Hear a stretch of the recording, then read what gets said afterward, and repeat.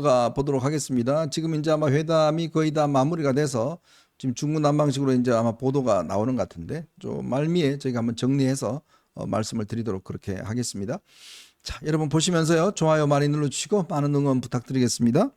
오늘 국민의힘이 당선자 총회를 했습니다. 총회를 해서 오늘 황우여 상임고문을 일단 비대위원장으로 일단 임명을 했습니다. 뭐 하려고 하는 사람들이 많이 없고 그러다 보니까 이제 황우여 전 상임고문은 이제 5선 국회의원 출신이고 인천에서 판사 출신입니다.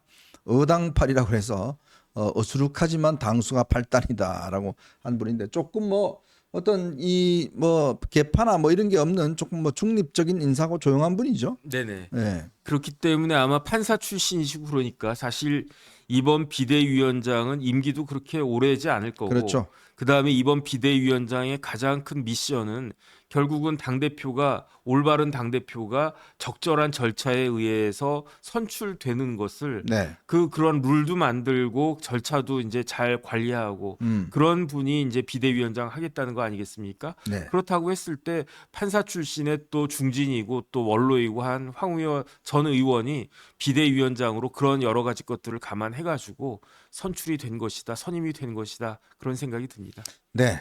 자, 조금 들어온 정리된 내용들, 영수회담 내용들 좀 정리를 해드리겠습니다. 오늘 이재명 대표가요, 윤석열 대통령에게 최상병 해병 특검법, 이태원 참사 특별법 적극적으로 수용해 주시기를 요청드린다. 이번 기회에 국정 운영에 부담이 되고 있는 가족 등 주변 인사들의 어떤 이 여러 가지 의혹도 정리하고 넘어갔으면 좋다는 생각이다.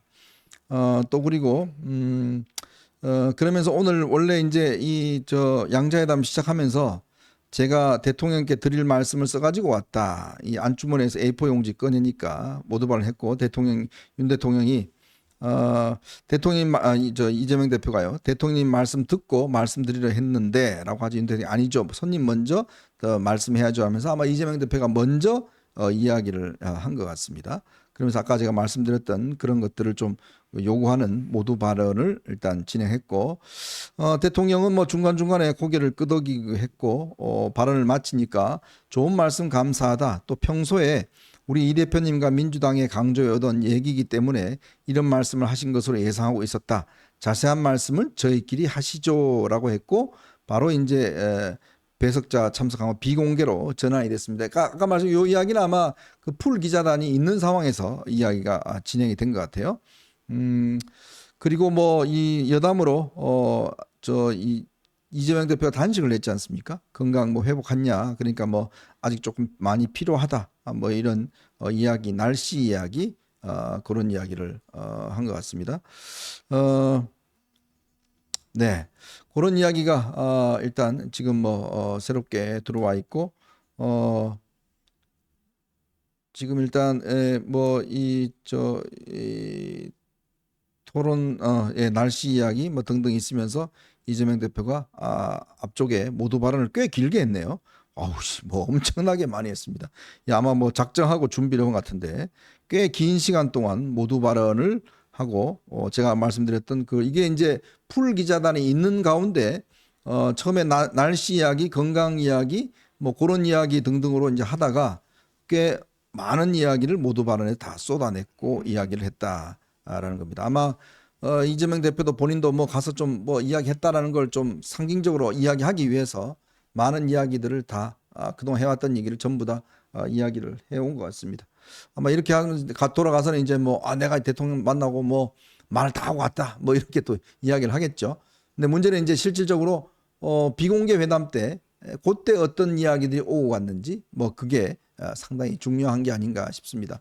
뭐 그 이야기가 다시 나오면 또 다시 전해드리도록 하겠습니다. 자, 그래서 지금 홍준표 시장은 중국 가서도 계속 지금 뭐 한동훈 위원장 때리고 있는데 오늘 조선일보에 오세훈 서울시장이 아주 이례적으로 이 정치 문제와 관련된 기고를 했습니다.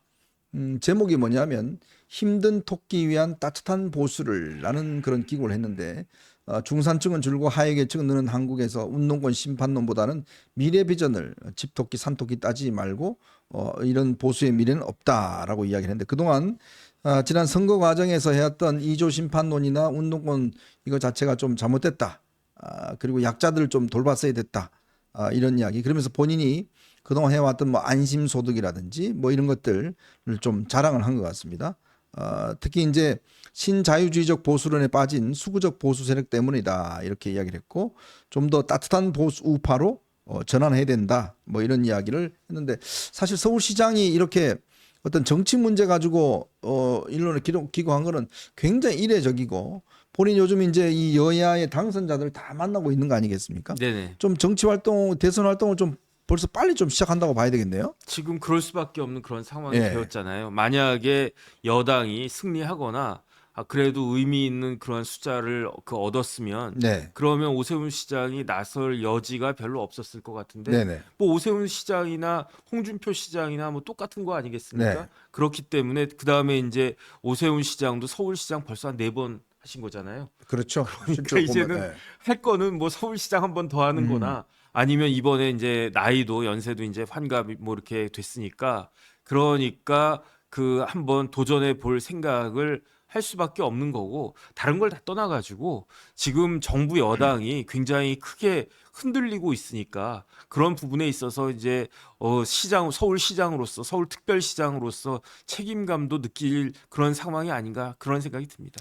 저는요 그런 생각이 들어요. 이게 상대방을 비난하기에 앞서서 우선 여당 내부에서 대선 후보들이 좀 노선 경쟁을 했으면 좋겠어요.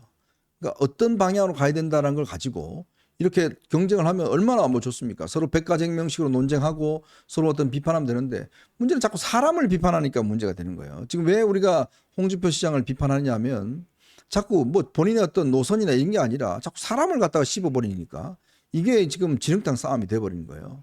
그러면 저는 뭐 한동훈 위원장도 마찬가지고 이제 진짜 이 보수가 어떤 길을 가야 될지 제3의 길을 가야 될지 뭘 해야 될지 이런 문제를 놓고 우리 지지자들 앞에서 정말 이게 논쟁도 벌이고 많은 국민들 앞에서 논쟁을 벌이면 국민들이 그 논쟁은 정말 제대로 이렇게 보면서 선택을 하실 거 아니겠습니까? 어느 방향이 대한민국이 가야 될 방향이냐.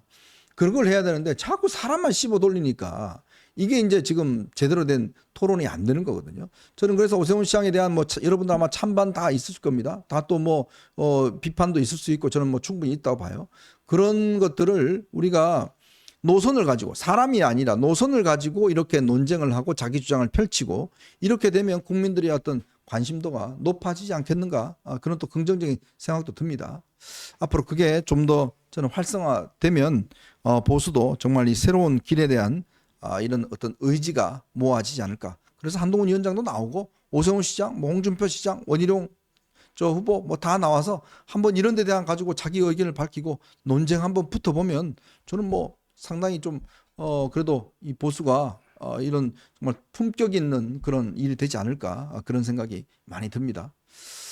예, 지금 오늘은 뭐 이 토론 이 대통령 회담 때문에 조금 전에 이제 앞부분이 이제 공개가 돼서 제가 아까 내용했듯이 오늘 뭐 거의 이재명 대표가 아주 그냥 엄청나게 쏟아냈습니다. 뭐 그동안 했던 거 다 그냥 이 모두 발언에 이게 다 쏟아내는 거는 다 이유가 있죠. 다 기자들이 보기 때문에 그걸 이야기했다라는 걸 인정하는 거기 때문에 그걸 해야 되고 진짜 엑기스는 비공개 회담에서 뭔 이야기를 했느냐. 그거는 조금 이따 또 이야기가 나올 것 같습니다.